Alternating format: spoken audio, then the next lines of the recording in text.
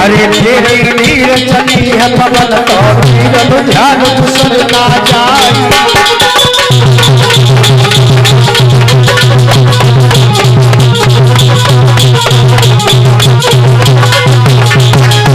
उसी समय आंधी आ गई, पवन रेखा चिल्लाने लगी है बचाओ, कोई हमें बचाओ, कोई हमें बचाओ।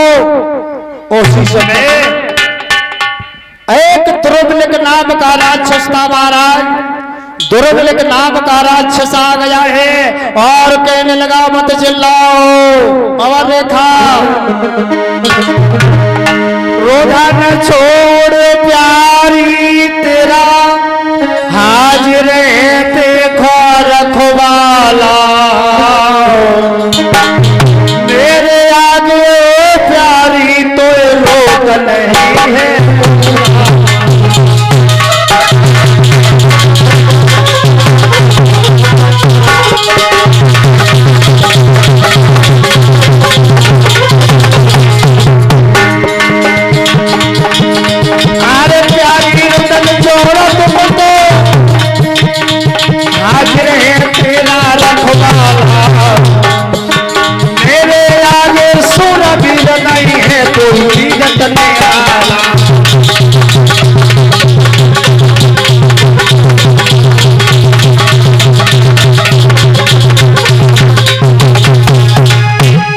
उसी समय पवन रेखा चिल्लाने लगी है कोई बचाओ, कोई बचाओ।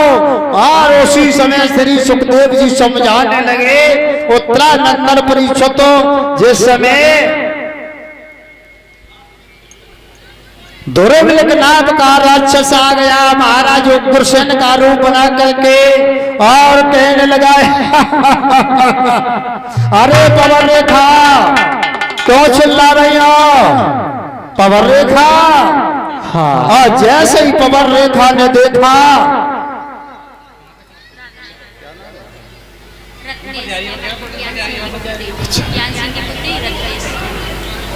रत्नेश इस लाड़ो बिटिया ने ज्ञान सिंह की पुत्री है, रत्नेश मनपुर के रहने वाले हैं और उन्होंने 101 रुपए से हमें सम्मान किया है। हमारे साथियों को गुड़िया को भी सम्मान किया है, साथियों को सम्मान किया है। मैं भी भगवान से प्रार्थना करूंगा इन बहन के हमेशा जीवन में खुशियों की लहर दौड़ती रहे। धर्म और 51 रुपए से सभी भाइयों को सम्मान किया है।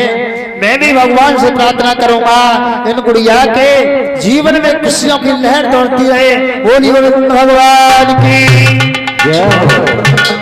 और किया परिषद महाराज दुर्बलिक नाम का राक्षस आ गया महाराज उग्रसेन का वेश बदल करके और कहने लगा रानी पवन रेखा क्यों चिल्ला रही हो।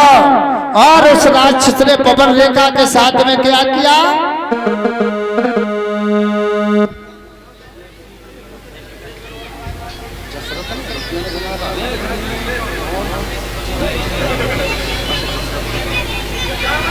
और इस बीच में पैसा ले ले तो फिर भूल जा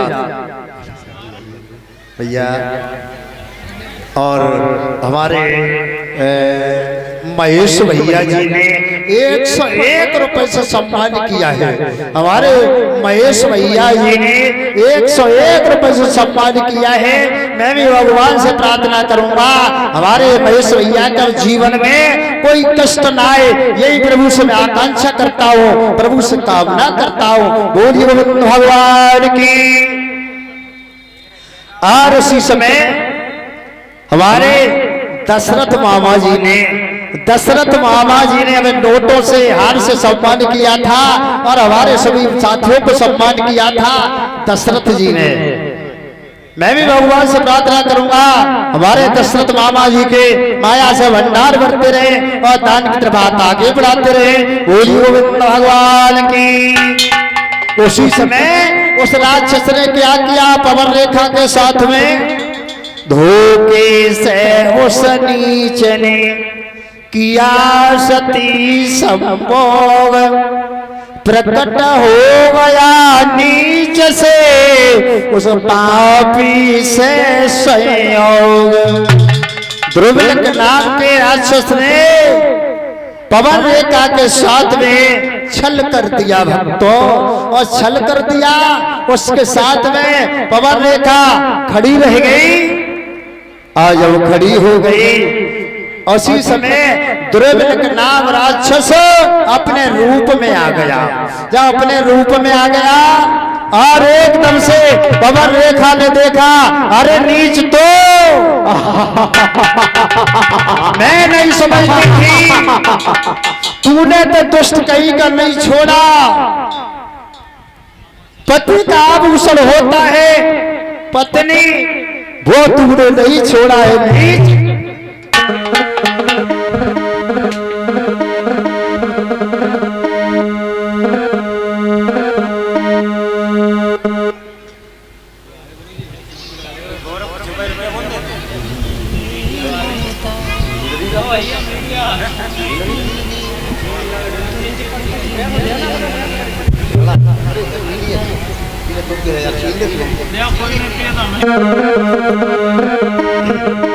और पवन रेखा कहने लगी, दुष्ट कहीं के नहीं छोड़ा।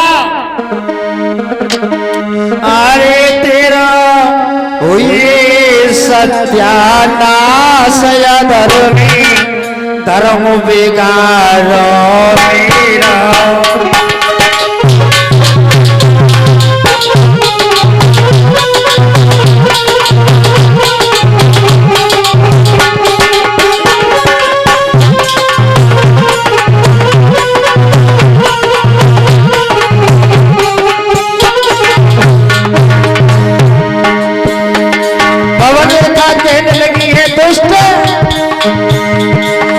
अरे तेरा हुई सत्यानाश धर्मी, धर्म बिगाड़ो मेरा।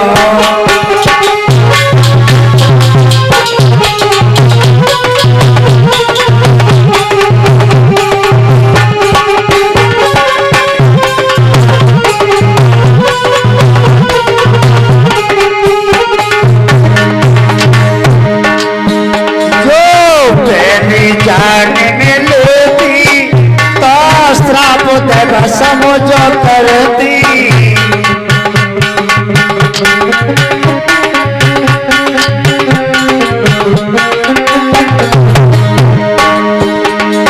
अरे तूने करी डालो बरवा दिया धर्मी, धर्म बिगाड़ो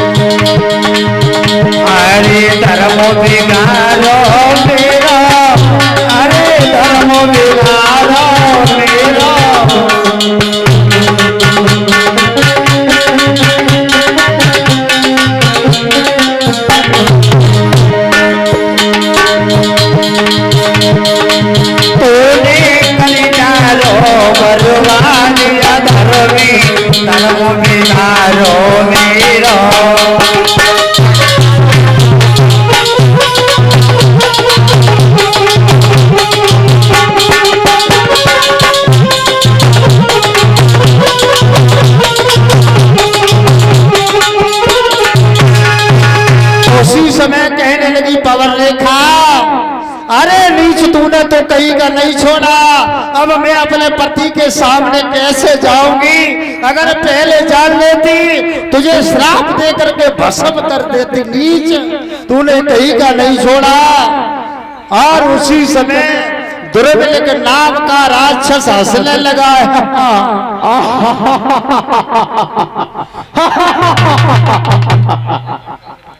अरे नीचे, तूने कहीं का नहीं छोड़ा, तूने मेरा धर्म नष्ट कर दिया भागे। पहले जान लेती तुझे श्राप दे करके भस्म कर देती। अब मैं अपने पति के सामने कैसे जाऊं? उसी समय दुर्बलिक नाम राक्षस कहने लगा है पवन रेखा, तुम्हारी गोदी खाली थी, तुम्हारी गोदी को मैंने भर दिया है। जाओ, बहुत सुंदर सा पुत्र पैदा होगा। कैसा पुत्र होगा? कैसा महाराज?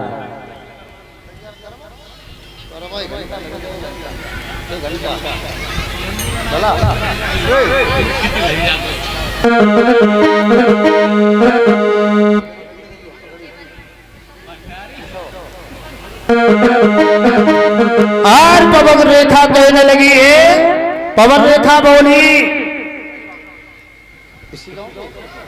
और उसी बीच में सूरजवान, इसी गांव के रहने वाले हैं सूरजवान भैया जी ने पगड़ी देकर के सम्मान किया है। और तृप्ति शास्त्री जी को पगड़ी देकर के सम्मान किया है। मैं भी भगवान से प्रार्थना करूंगा इन भैया के माया से भंडार बढ़ते रहे और दान की तरफ हाथ आगे बढ़ते रहे। बोली गोविंद भगवान की। श्री सुखदेव जी समझा रहे उत्तराखंड परिषदों इस समय। और वो राक्षस बोला है पवन रेखा, तेरे जो ऐसा बालक होगा ऋषियों को बहुत सताएगा। देव और दानव तो क्या भगवान के हाथ से जाएगा।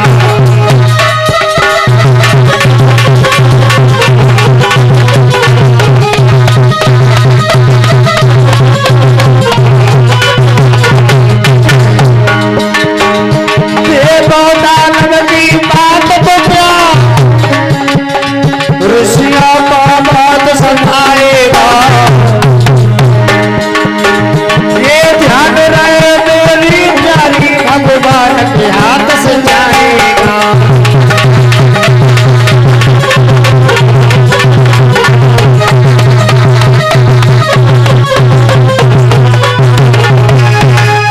उसी समय कह दिया है द्रौबलक नामक राक्षस बोला है कि जाओ, तुम्हारे ऐसा पुत्र पैदा होगा पवन रेखा जो ऋषियों को, ब्राह्मणों को, संतों को बहुत सताएगा।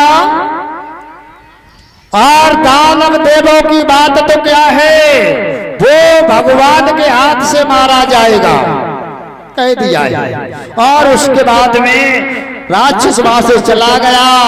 और पवन रेखा जैसे पास में आई अपने सखियों के पास में आ गई। और सखियां कहने लगी हैं, बोली महारानी, हाँ क्या हुआ, ये श्रृंगार कैसे उजड़ गया? कचना आंधी आई गई तो जागरण में उलझी गई थी। अच्छा, हाँ। पवन रेखा बोलिए, क्या बताएं बहना?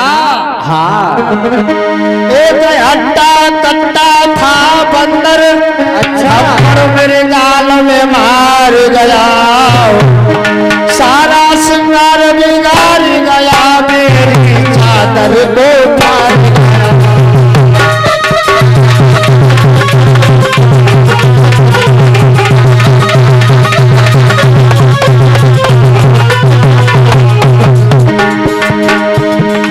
एक हट्टा कट्टा था बंदर, थप्पड़ मेरे गाल में मार गया।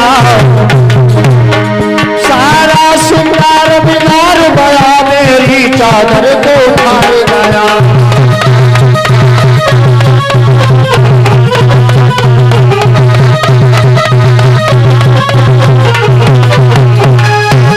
उसी समय घर पर चली है ये पवन रेखा। उसने नहीं बताया जंगल में क्या हुआ क्या नहीं हुआ उसने कुछ नहीं बताया भक्तों। जब 9वां मास लगाए और धीरे धीरे समय आने पर पवन रेखा के एक पुत्र ने जन्म लिया, परीक्षित महाराज। उग्रसेन की